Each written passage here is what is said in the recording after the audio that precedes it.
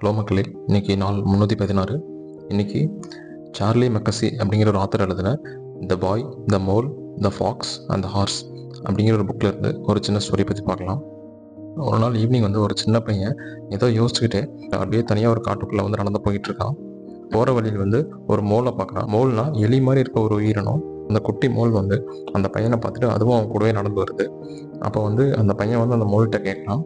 அந்த பையனுக்கு அவன் மேலேயே ஒரு இன்செக்யூரிட்டி இருந்திருக்கு. அப்போ அந்த மோல்கிட்ட கேட்குறான், do you think I am enough அப்படின்னு கேட்குறான். அதுக்கு அந்த மோல் சொல்லுது, நீயா இருக்கிறது இங்கே போதுமானது, அதை நீ ஜஸ்ட் பிலீவ் பண்ணணும் அவ்வளோதான் அப்படின்னு சொல்லுது. அதுக்கப்புறம் அவங்க 2 பேரும் பேசிட்டு அப்படியே காட்டில் நடந்து போகிறாங்க.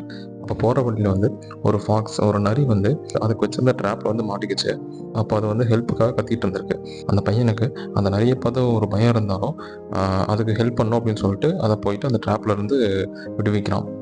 அந்த பையன் அந்த நரியை ட்ராப்லேருந்து காப்பாற்றினால அந்த நரியும் அமைதியாக அவன் கூடவே பின்னாடி நடந்து வருது. அப்படியே அந்த காட்டுக்குள்ளே போகிற வழியில் ஒரு ரிவர் பக்கத்தில் ஒரு குதிரை நின்றுட்டுருக்கு. அந்த குதிரையும் இவங்களோட ட்ராவலில் அப்படி ஜாயின் பண்ணிக்கிது. 4 பேரும் அப்படி நடந்து போகிறாங்க.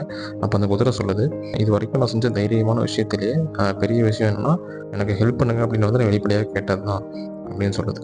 அப்போ அந்த பையன் கேட்குறான், நீங்கள் இவ்வளோ ஸ்ட்ராங்காக இருக்கீங்க, நீங்கள் ஹெல்ப் வேணும்னு கேட்டிங்கன்னா அது உங்களோட வீக்னஸ் ஆகிடாதா அப்படின்னு கேட்கலாம். அதுக்கு அந்த ஹார்ஸ் ரிப்ளை பண்ணுது, நீங்கள் ஸ்ட்ரகிள் பண்ணிகிட்ருக்கீங்க அப்படின்னு வெளிப்படையாக சொல்கிறதுக்கு உங்களுக்கு ஒரு தைரியம் வேணும். நீங்கள் ஹெல்ப் வேணும்னு கேட்கும்போது தான் உண்மையான அன்பு வெளிப்படும் அப்படின்னு சொல்லுது. இங்கே லெசன் என்னென்னா, நம்ம லவுடாக நம்மளை காட்டிக்கிறது ஸ்ட்ரென்த் கிடையாது.